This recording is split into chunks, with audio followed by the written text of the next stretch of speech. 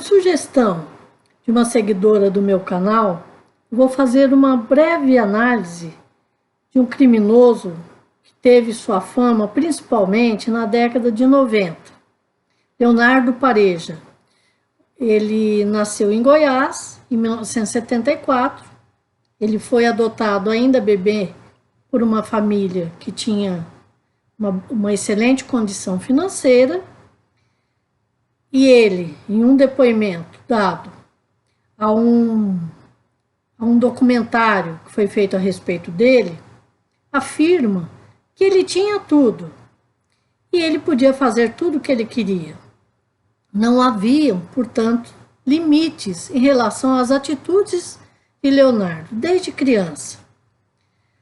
Na adolescência, ele afirma que cometia transgressões do tipo fazia badernas, né?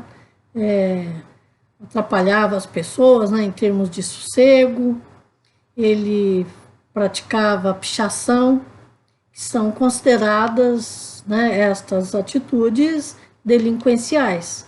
Portanto, né, nós sabemos que a falta de limites na educação familiar, né, leva à delinquência. Bom, os pais de Leonardo se separaram quando ele era adolescente e ele, me parece que foi viver com o pai. E o pai acaba entrando em falência, né, e perde seus bens e se mudam para a periferia. E lá ele começa a ter contato com criminosos de vários tipos de modalidades, né, de crimes, assaltantes, traficantes e tantos outros. E ele começa a aprender a como cometer crimes. E a partir daí ele faz, né, ele começa a desenvolver uma carreira criminal. Bom, em 1995, em setembro de 95, ele comete um assalto a um hotel na cidade baiana de Feira de Santana. E ele pega como refém uma jovem de 16 anos, que era sobrinha do então senador Antônio Carlos Magalhães. E ele utiliza essa jovem como escudo para ele fugir. Em nenhum momento ele pratica, né, nenhum ato, né, que machucasse essa jovem, né? E inclusive ele mostrava isso, né, para a imprensa, né, enquanto transcorria aí, né, esse momento aí dessa moça, né, como refém. E quando ele percebeu que ele poderia, né, realmente fugir, ele a solta e durante um mês ele foge percorrendo 3 estados. Em todos esses estados existe uma grande força de segurança, né, de policiais no seu encalço. Porém, eles não conseguiam pegá-lo. Ele ia enganando a polícia. Há né, relatos, inclusive, né, a imprensa na época mostrava, ele dando entrevista, dizendo quais seriam os seus próximos passos, avisando a polícia do que ele iria fazer. E mesmo assim, ele conseguia fugir. Então, ele avisava a polícia sobre o que ele faria, ele fazia aquilo, mas ele fugia. Então, ele desdenhava da polícia, ele ridicularizava a polícia, mostrando que ele tinha muito mais condições de organização, né, para empreender fuga e ser eficaz nela, do que a polícia em capturá-lo. Bom, até que depois de um mês, quando ele diz que ele percebeu que não adiantava ele continuar fugindo, ele acaba, né, sendo preso. O que, né, indica, ele quis ser preso, né, por isso ele foi preso. Bom, e ele vai para Aparecida de Goiânia, né, na penitenciária dessa localidade. E aí, em 96, em abril de 96, ele, junto com outros presos, armam uma cilada me parece que foi mais ou menos isso, né? Então, haviam denúncias de maus tratos na prisão e o responsável, não, o desembargador, me parece, forma uma força-tarefa para ver a situação processual dos presos, né, para ver aqueles que poderiam sair antes, receberem benefícios, etc. E junto com juízes, advogados e outros desembargadores vão até essa prisão. E lá chegando, eles são tomados como reféns, né? E eles ficam dentro da prisão por quase 7 dias. E Leonardo articulou, inclusive assim, né, em qual cela ficaria cada um. Eles foram muito bem tratados, inclusive eles próprios dizem isso, né, que eram bem tratados por Leonardo e pelos outros presos. E o diretor da unidade penal também ficou de refém, né? E Leonardo exigiu que nada fosse feito contra ele, mesmo tendo muita raiva, né, desse diretor. Bom, ele, para fugir, ele solicita veículos e armas para, né, ir trocando com os reféns. E isso ocorre, né? Até que eles ficam com 5 veículos e me parece que 3 reféns, mas ele consegue fazer de um tal modo que não era possível que se soubesse em quais carros estariam os reféns. Então, né, eles ficavam protegidos, porque não seriam atacados, porque ninguém sabia onde estavam de fato os reféns. Bom, e eles vão fugindo, né, e até que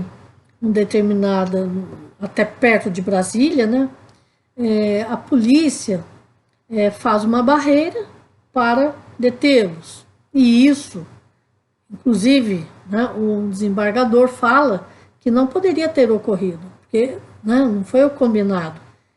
Todos sairiam ilesos, mas eles estavam aí sim, correndo o risco de morrerem pela polícia, né?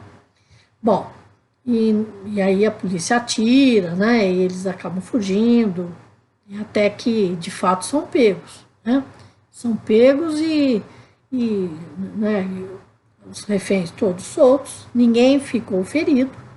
O desembargador, inclusive, fala que se alguma coisa tivesse acontecido a eles, a responsabilidade seria da polícia e não de Leonardo.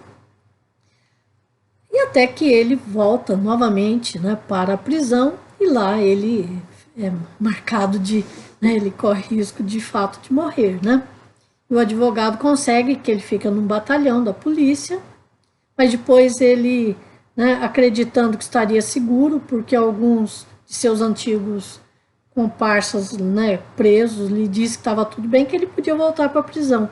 E ele volta.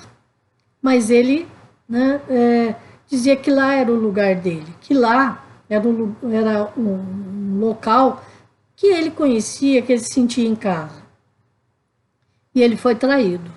Um de seus antigos amigos, junto com outros 4 detentos, desferem vários tiros em Leonardo num determinado dia e o matam, né? Com isso, né, nós vemos o quanto que me parece, né, que Leonardo ele morre não só porque esse preso que fala que o matou, né, porque ele o humilhava, porque fazia dele uma criança dentro da prisão, não me parece que foi só isso. Eu acho que houve outras situações ali envolvidas, né, para a morte de Leonardo. Portanto, eu vejo que ele foi morto por uma atitude de vingança, não só de seus matadores, mas de outras pessoas. Bom, olha, nem todo psicopata é um matador, né? Ainda bem, porque nós temos aí um grande número de psicopatas, né, na nossa população geral. Então, a grande maioria deles não é, de fato, um assassino. E Leonardo estava dentre esses que não são assassinos. Então ele usava, ao invés da força muscular, né, em termos de ferir alguém, ou armas, ele usava inteligência. Né? Então ele era um indivíduo que tinha, né, uma estrutura psicopática, mas que, diante de tudo aquilo que ele fez, que ele demonstrou, né, nas suas atitudes, não iria matar pessoas de um modo gratuito. Inclusive, ele diz que, mesmo um dia tendo a oportunidade de atirar numa pessoa, em um policial, que ele poderia matar aquele policial que veio para capturá-lo, ele não matou, ele atirou na perna do policial. Então, ele não era um matador, né? Leonardo não era. O que foi falado na época, né, oficialmente, sobre o motivo da morte de Leonardo, é que ele tinha alcaguetado a fuga de outros criminosos. Eu não acredito nisso, porque, de acordo com aquilo que é possível ver no documentário a respeito de Leonardo, ele tinha aquilo que os criminosos chamam de caráter. O caráter para o criminoso é jamais alcaguetar alguém, sempre cumprir com as promessas que eles fazem e agir de modo que aquilo que ele fala seja de fato o que ele vai fazer. Portanto, eu não acredito que ele alcaguetou alguém, mas sim que ele foi morto por vingança, né, como eu já disse. E ele é desses psicopatas que agem com o cérebro e não com a força física, com os músculos.